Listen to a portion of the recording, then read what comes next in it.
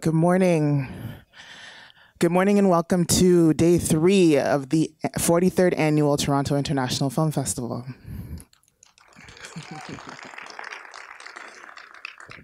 My name is Natalia Hunter-Young, and I'm part of the festival programming team here at TIFF. And this morning it is my pleasure to introduce for you the North American premiere screenings of The Accused, Acusada, directed by Gonzalo Tobal.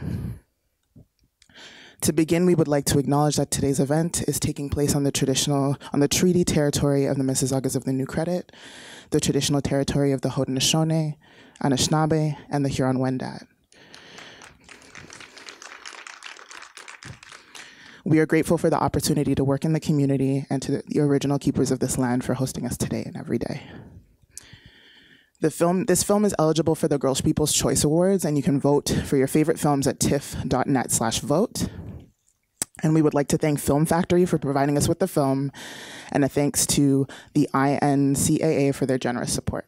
So please do stick around after the screening. There will be a Q&A with the director. Enjoy the show. No. Hey, now. Thank you so much for staying for the question and answer session with the director of this film. My name is Cyrus Arzo, and I'm a member of the programming team here at TIFF. Please join me in welcoming back on stage Gonzalo Tobal.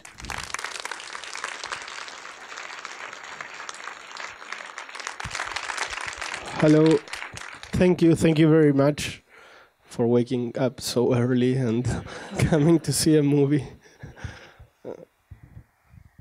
I think I'm going to open the floor, but there's a question right away. Thank you. Yeah.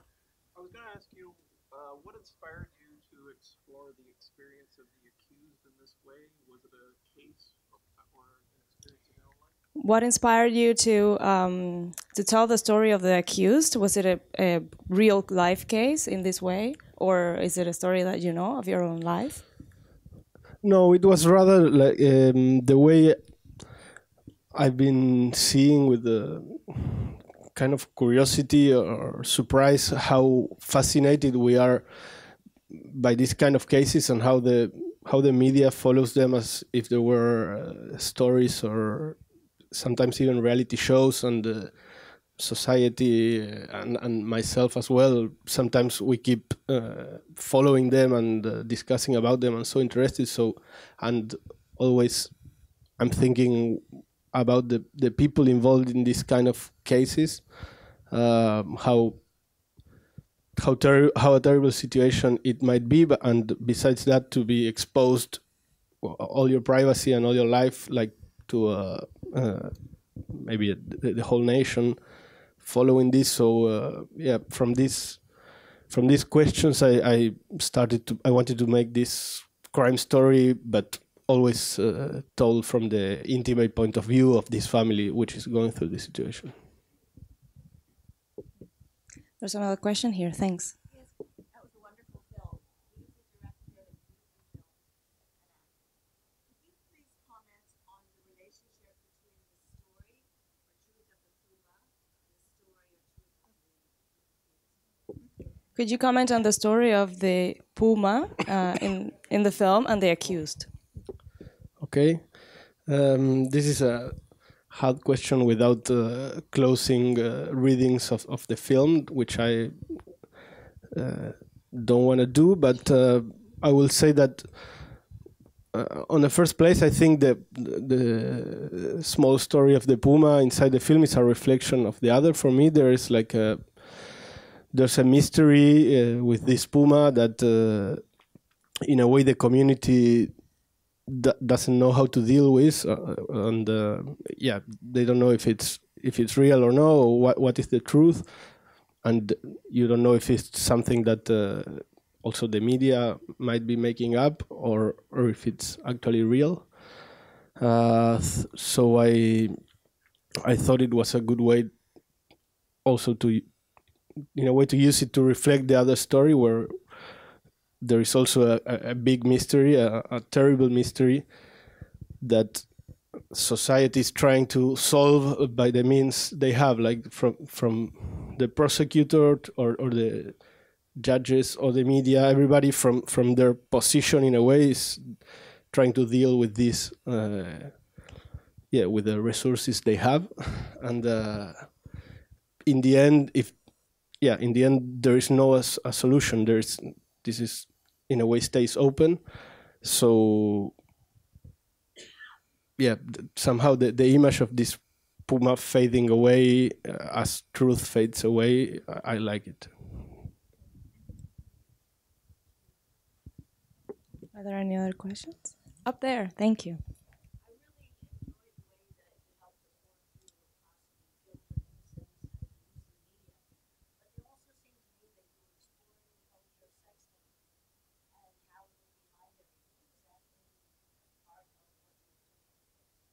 You were exploring the, can you repeat?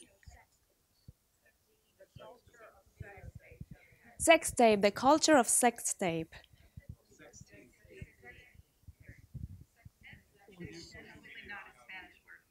Yeah. Sexting? Sorry? Sex theme. Sex theme.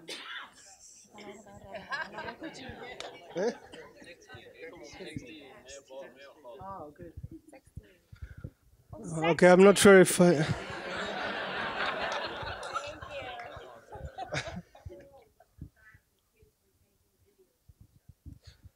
Yes, I think the film deals a lot with some sort of very contemporary issues that have a lot to do with the exposure of private life and intimate things, and how we are immersed in this in a sort of chaos of exposure and information circling and mediatizing of all kinds.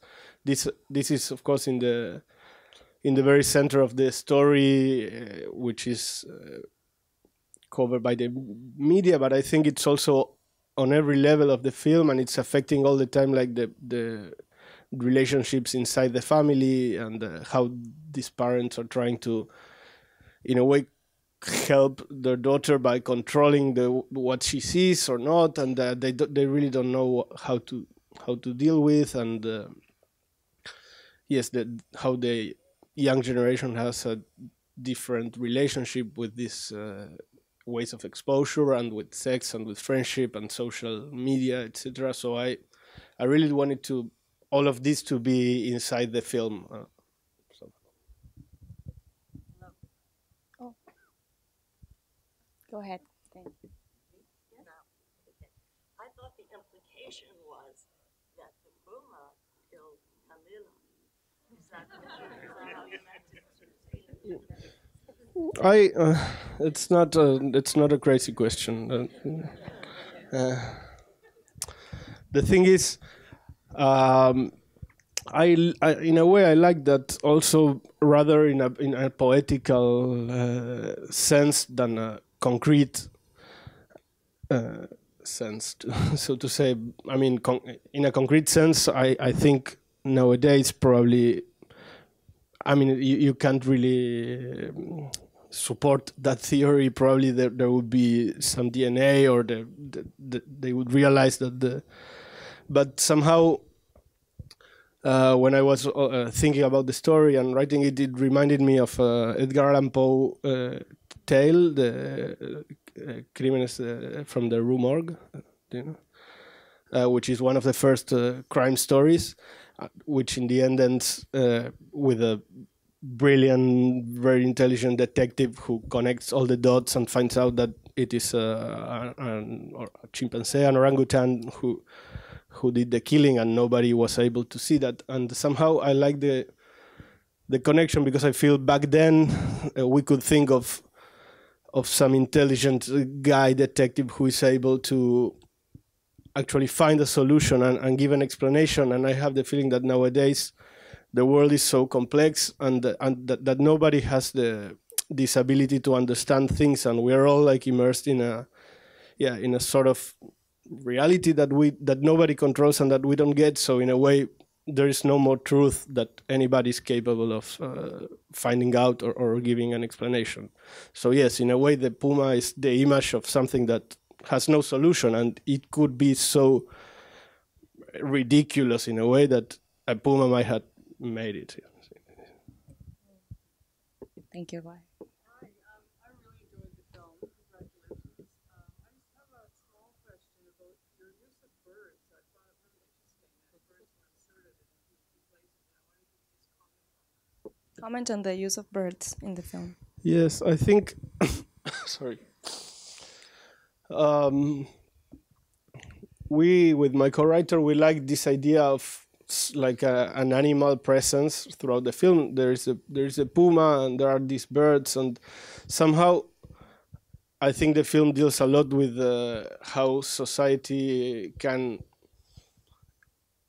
tries to deal with things that are in the like in a mysterious level, or in the like out of the how this like of the social. It's like the wild, you know, the presence of something which is wild, and it's beyond the limits of what we can actually explain or control. Or so somehow this animal presence throughout the film, I have this feeling it has to do with this. Thank you. When Dolores, when Dolores talks to her dad and says she saw but she didn't do it, if that is the truth, do you know what happens to Camilla? Like, did you even entertain when you're developing the script, or is that just that was never part of the story, so you never even considered it?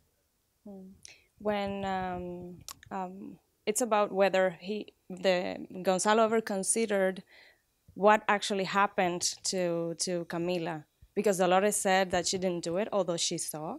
But what really happened to Camila? Was that ever in your mind? Yes, it was in my mind. I don't have an answer, appropriate answer, because I think it's the nature of the case. In a way, it starts with this big mystery where a prosecutor says it is he just followed one line of investigation. I mean, in the film, it is said that first he followed one, but he rapidly dropped it off, and so then there are a lot of cases like this, that there's one line of investigation, and if after maybe 4 or 5 years or so, it can't be proven, or it happened to be wrong, then it's just probably nobody will know. Perception is stronger than the reality, then? You've seen it from the media perspective. Is the perception stronger than the reality then? The perception is the reality, probably. I don't it's a hard question, but Yeah. That's what films are about many times. no, but yeah, really, it's. I think there's a lot of that in the film, which I think is something that we experience nowadays. That you can't tell what the truth is, because we are so. I mean, so the tagline of the film is "Truth is what people will believe," and I think from the release now in Argentina, and somehow this is something that is really we are living a lot with this nowadays. I don't know, Trump era, post-truth, and all this. It's like you don't know what the truth is. The truth is it's lost all the time in speeches and the ways of presenting things, and then the truth is the most powerful way to present a thing, maybe. And this is a strange reality we're living in. Maybe here and then up there. I enjoyed it very much. It reminded me of some of the procedurals done by Hitchcock and Goldrich. So we worked with the distribution. So I saw that the film was originally developed at the Central Institute, and that you had a presentation at the Venice Film Market last year. Can you please tell us about the road, how you got the film produced? Can you tell us a little bit about how you got the film produced and the producer? We can bring the in the room. producer to answer something. Benjamin Domenech, please. Hi. So the question was about the development. Wow, it's it's a long story. No, we've been working with Gonzalo for ages now. We did a couple of his short films, and we also produced his first film, narrative, and we began working on this project 3 or 4 years ago. Gonzalo went to a few writing labs and residencies, one in Amsterdam and one in Madrid. No? And then we did Sam Spiegel International Film Lab. It's a great program, and then there we won the International Project Award, so we had some money for production. And basically, as Gonzalo was writing with Ulises, the co-writer, on the side, as it usually happens, on the side we were mainly financing development and then production. And then once we had a nice baseline, let's say, of finance and the casts, we tied the main or the principal partners of the film. So that is the film is a co-production with Mexico, and even within Argentina we are co-producing with KNS, which is quite a large outfit. They did Wild Tales, The Clan, these kind of films, and we're also co-producing with Telefe, and Warner. At the end line of the process, they associated to the film, and they are releasing not only in Argentina but also in Latin America.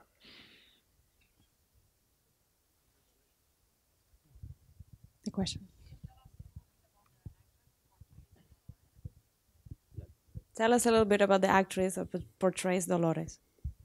Well, Lali, the actress, she's one of the biggest stars in Argentina, and she has a lot of fans also worldwide.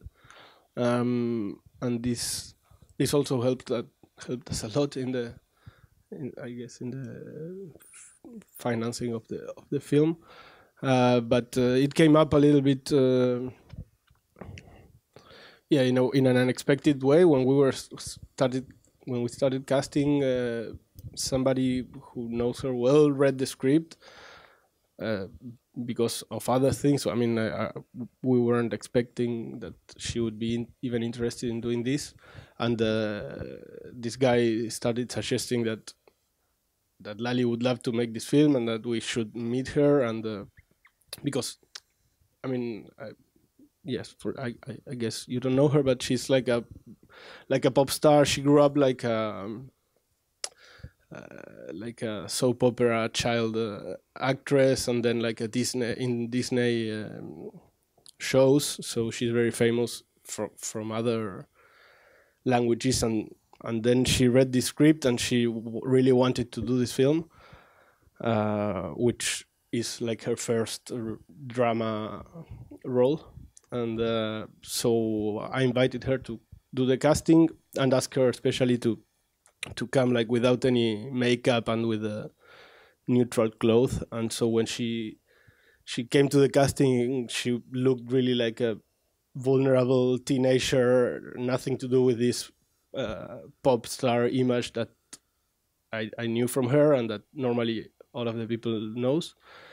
And this was, I found, like very interesting for the film, because for me the character is a star somehow. Like Dolores, she's a star because of very strange reasons, but she's a star, and also she's a star that everybody would know, like within the film, everybody would know from the TV or from her like public image. But then, so the procedure of the film in a way is getting into the intimacy and seeing the other face, like the backstage face of this star. So in a way, this was great to do it with Lali, and then the most important thing is that she did a great casting. She proved to me that she could act in a completely different register or tone than the one that I knew from her. So it was just great. We have no time for further questions, but thank you very much for being here. Thank you. Thank you very much. To Gonzalo Tobal and Benjamín Domenech.